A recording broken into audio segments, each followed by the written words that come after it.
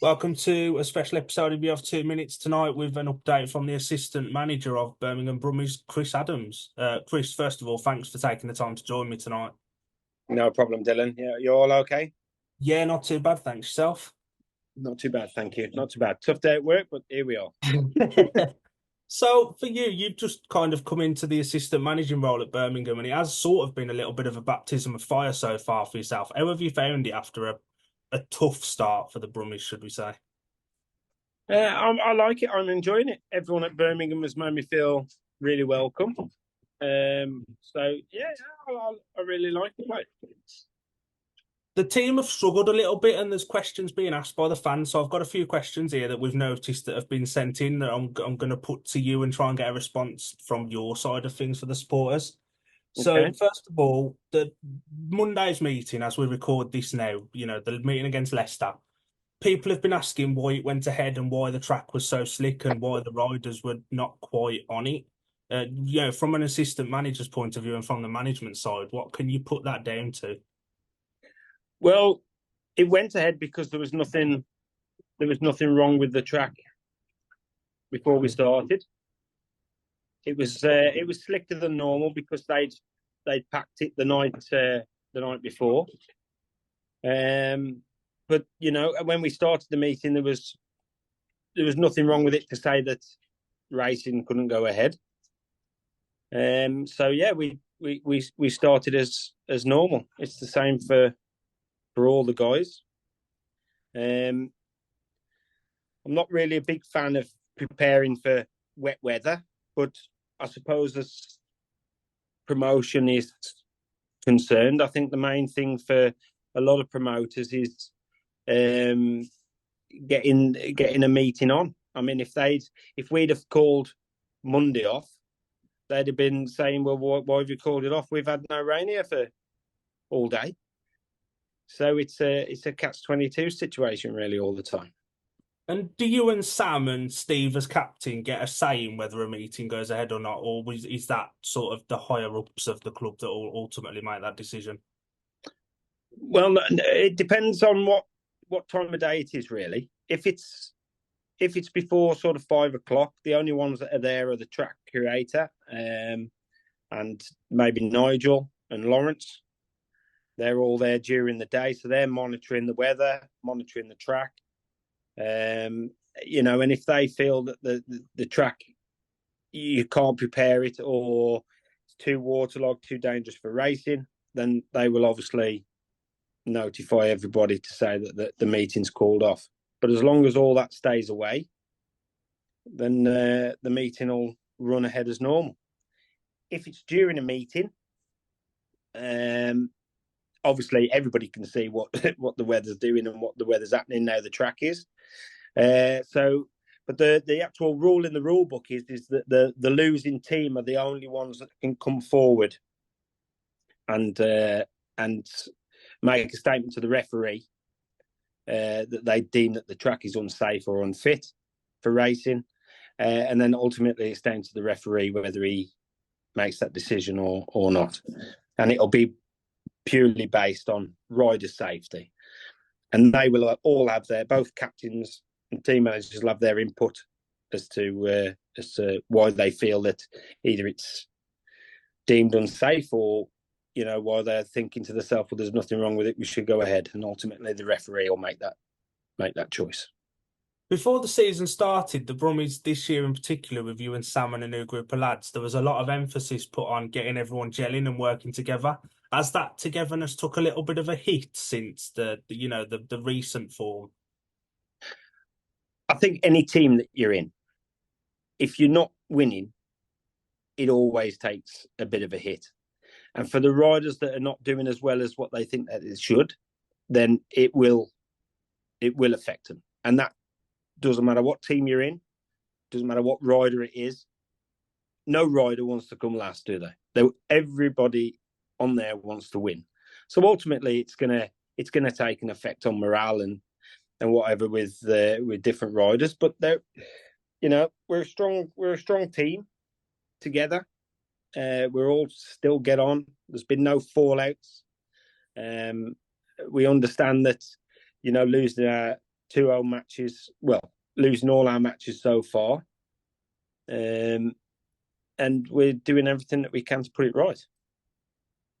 People have noticed that the away form has probably been better than the home form this season so far. What could you put that down to as a team manager, and how do you kind of turn that around? Oh, tough question. I think we've been a little bit unlucky with our home matches so far. Having the weather forecasts have been atrocious, really. So the track has been prepared for a bit of rain, and these aren't excuses as to why we've lost or anything like that. Because I mean, you get this no matter what club that you're at. Every club will prepare the track. Oh, it's going to rain tomorrow. We'll pack it in a little bit. So every sort of club does that. But I think we've been a little bit unlucky with the way that the weather forecasts have been. So the track hasn't quite been not prepared right, but not been able to do it as the riders want it. Yeah. 100%. And the same with the watering and whatever. But as I say, it's the same for all 14 riders. So they're professional guys. We have to adapt no matter what racing surface that it is. But ultimately, I think you get a track surface there where it becomes predominantly a gator's paradise, and if you're not getting out them traps, clearly I could see on Monday, we got Milik when he was behind, Pavlicki when he was behind, Steve when he was behind. Lots of these guys, they're faster, but you just can't pass. And you can see it the other way around when our guys was in front. The others are quicker behind, but when you come to that corner again, you just lose your momentum, and it takes a bit to build it up. And I had a few friends there on Monday for that meeting, and they said that when the rain actually came down, the track started to perform a little bit better at first before it became heavy. Is that, will that be something that's asked for, a little bit more water in there? I know the line moved out quite quickly. I think if we want more passing at Birmingham, I think that's going to have to be the option, And if you're not making the gate, you've got to have sort of options to pass. And I think every supporter wants to see passing. They don't want to see follow my leader every week, do they? So yeah, it's something they should be looking at. I know the boys are all talking together exactly on how they want it. I mean, it's been how they wanted it. They wanted it the same as how it was with Sheffield, and it's been pretty much the same as that. But it's just hasn't worked for us over the last two home meetings. Before the season started, there was a behind closed doors practice for the riders. Obviously, Peter wasn't there for that because he was injured, but everybody else was. I don't know if it's feasible to be able to do another one in a 3 week, but somebody asked if it would be, would it be worth doing another one of those to get everyone up to speed around Perry Bar again? They're professional riders. They're riding all the time. Closed door, behind doors practice or practice at the start is only, just to get the guys used to their equipment again, used to riding again if they've not rode for a few months. It's something that I would suppose if they've got issues with machinery or whatever, then yeah, possibly. But they're only going to need it for half an hour to try something, and then that's it. But to run a full on practice, I don't think's really necessary. It'd be nice to go to Birmingham every single day, I suppose, and ride Speedway, but the stadium certainly isn't going to allow that. And I think we're a little bit unlucky at the moment as well. Obviously, missing Peter for the first part of the season, then Peter comes back, and now Victor's injured. It's like there's not been a consistent seven. Scotty's come in and done his job, but you'll never sort of, you always want your first seven together.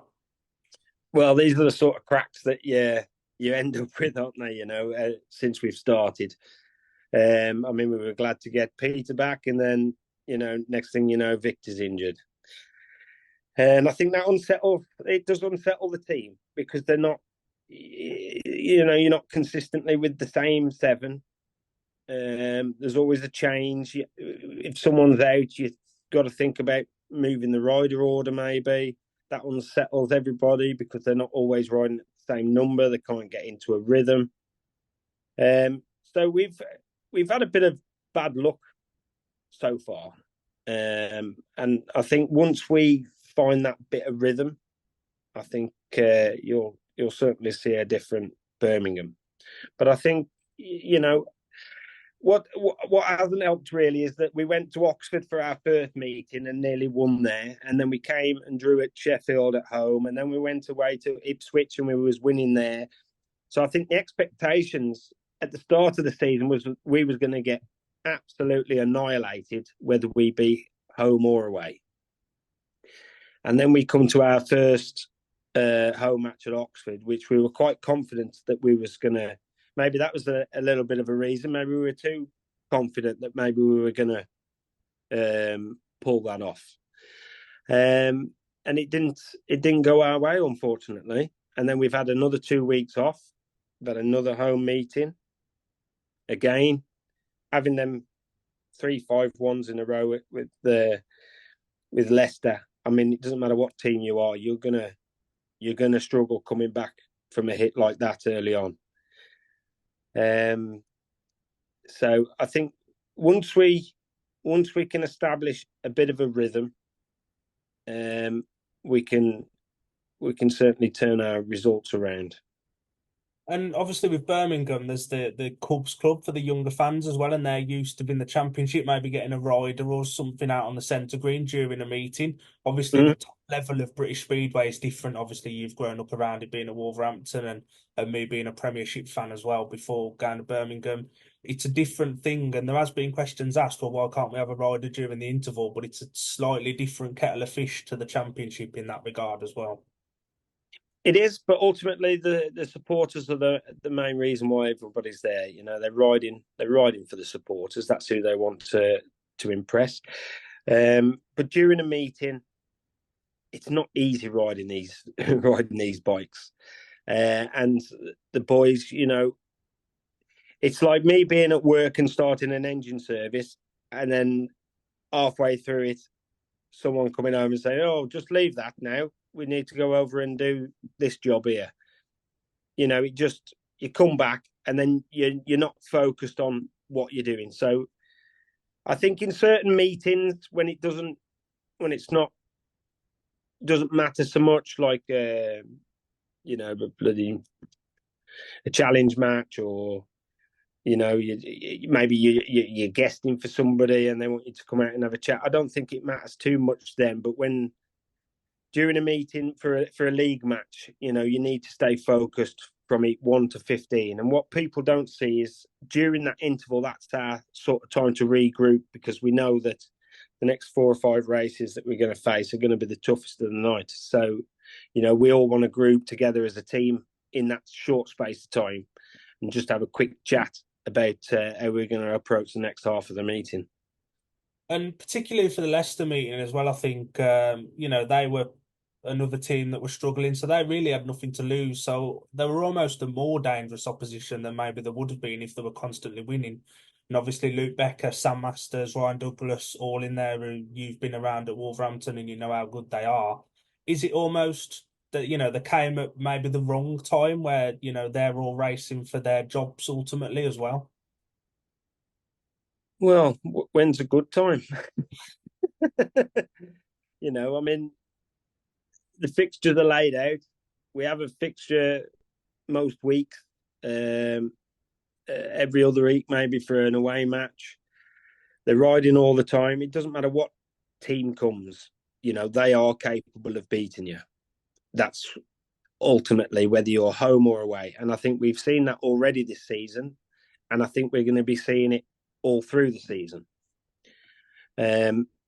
Unfortunately, we've lost 2 of our own matches and drew 1. It's not the end of the world. We know we have to put that right. The key is winning our matches. And And ultimately, if you don't win at home, that makes it even harder to get the bonus point when you go away. So there's that extra point that everyone seems to forget about as well. So the longer that you lose at home, the more you've got to go away and get something away. So yeah, we all know what the results were. We're focused on trying to put that right, and then we've just got to wait and see what. Our away fixture at Leicester, we're more than capable of going there and winning. So we just need to focus on that now, and then we'll start to focus on our next home one against Bellevue. And as we sit and speak now, like a week tonight, you'll be at Leicester now in that meeting. Um, is it important to keep, obviously riders all go off their own different ways and stuff, but as a team manager or assistant team manager as you are, is it important to keep the boys communicating even when you're not racing? Obviously, we're not having a meeting this coming Monday. Is it important to keep everyone still together and still chatting in the team chat as well? Yeah, yeah, that's vitally important. Um, I like to I like to know what they're all thinking, how they feel, um, and just keeping in contact with that. They're professional riders. They know how to do the job. Uh, they don't want second, third, or last. They want to win, and they're doing whatever they can to put that right. So yeah, having a chat with them just to reassure them, that things will turn around. Stay positive, stay focused, keep doing what you're doing. It'll come. It's so easy to have a meeting and underperform, to get so down that next thing you know, it's spiraling out of control, and you can't get yourself out of it. No matter what you do, you've got to stay positive. You've got to stay focused. And the wind and the tide will turn.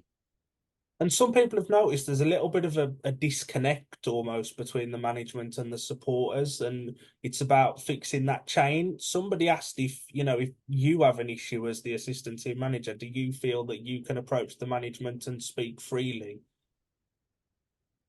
In what way? If you've got an issue with something, or if the track's not quite right as a manager, or if the riders have an issue, do people think that people are saying there seems to be a little bit of a link missing somewhere? There's a really strange atmosphere. Do you feel like you can go to the management and the higher ups at the club and be able to speak freely and hopefully improve that?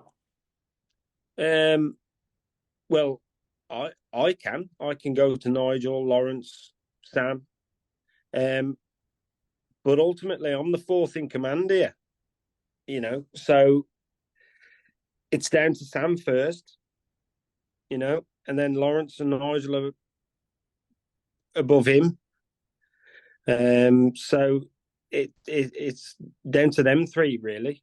We're all got our own individual views. I think Nigel's left it to me and Sam to run the team. Lawrence is sort of overseeing everything, and he looks after the kids, looks after the track, as in the stadium side of everything.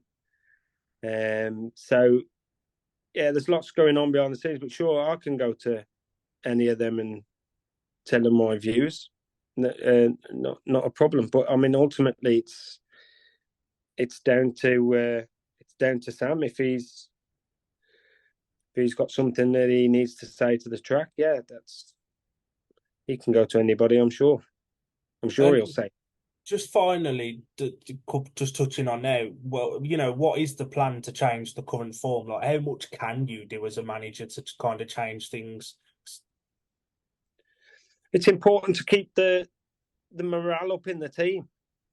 The riders are doing all that they can to put whatever problems they've got wrong and fix. It's important to listen to them, fix any issues they have, i.e., with the track, or the time they get into the stadium, any sort of issues like that. Um, I don't think any of them have really got any issues, really. I think it's just, it just hasn't quite clicked yet. So we'll just see what the next few weeks brings. And there have been, for a start that's been quite doom and gloom in many's eyes, there have been some bright like moments. Tom Brennan started the season on fire, and individuals are having good nights. You just can't quite get the entire team firing all at the same time. Well, this is it. But I mean, I don't understand why everyone's getting all doom and gloom because, I mean, this is what everyone had expected at the start of the season, whereas we was going to be losing every single meeting by 30 points, whether we be home or away. And we've had 5 matches, 2 away, 3 at home. We've lost our last 2 with a 2-week gap in between them. I think if that Kings Lynn meeting hadn't have been called off, then that might have put a bit more. We'd have had a bit more consistency in going again, So we'd have lost on the Monday and then away to Kings Lynn.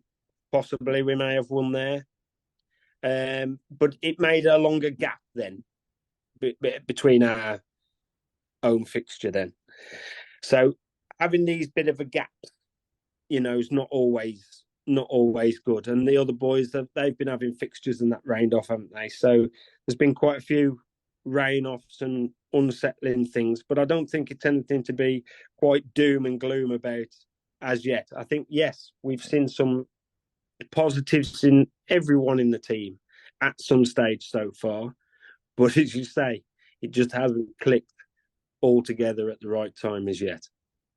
We've got a bit of a cheeky question here. Have you got used to wearing the Brummies colours yet rather than the Wolves ones? Because for me personally, it still looks strange seeing you in a Brummies top.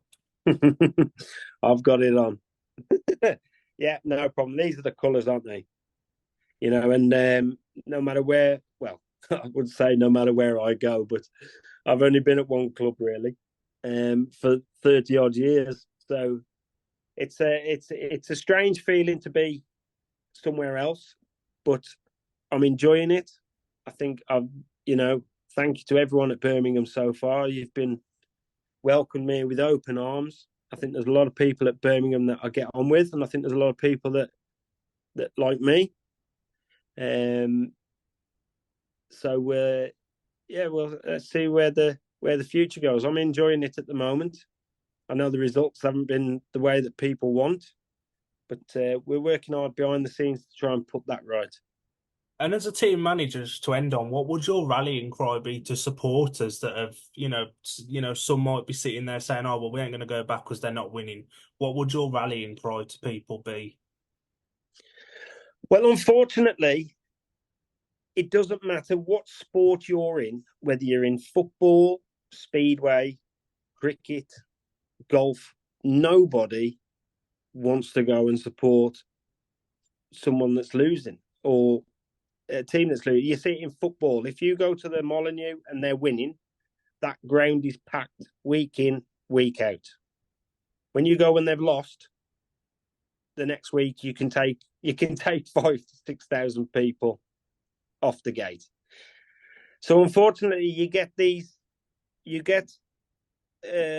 real loyal supporters, and they will come week in, week out, no matter what. And then you've got the others that will come as and when they can, when work commitments allow them to. They don't come every week, but they certainly try and get there as much as they can during the year. And then unfortunately, you've got the others that pop in, at the start of the year. You lose a match, and then all of a sudden you're rubbish. They're never going to pay the money again. They're not going to come and see that rubbish again. But British Speedway hasn't seen these caliber of riders for a decade. And whether they like it or not, some of these are the best in the world. No matter, and in another 10 years, if things don't change, these others, the likes of Stevie Warren and Leon Flint, these will be the last ones on the board because, you're not going to get others coming through. So Speedway is it's in a real good position at the minute, the way that it is with the riders that they've got over here. And I think, if people really want to support the sport, you need to be coming and watching. Your Sky subscription isn't gonna support a club. Ultimately they get their TV money, don't they? But as clubs in general, there's only ever one winner in that side, and it's not the clubs. It's the TV companies. Well, Chris, massive thanks for giving me your time tonight and speaking so honestly and giving us an update from your side of things. Hopefully in a couple of months' time we'll be able to have you back on and it'll be a little bit more of a positive update, more of a positive vibe. We'll have won a couple of meetings and everything will be hunky dory. But I really appreciate you coming on and giving some responses to some of these questions that were sent in. Yeah, I'm not one to hide away. So, yeah, I appreciate it. Thank Cheers, you. Chris. Thank you for your time, and wish everyone at Birmingham, get behind us. We need you more than ever. And let's see what the next few meetings brings.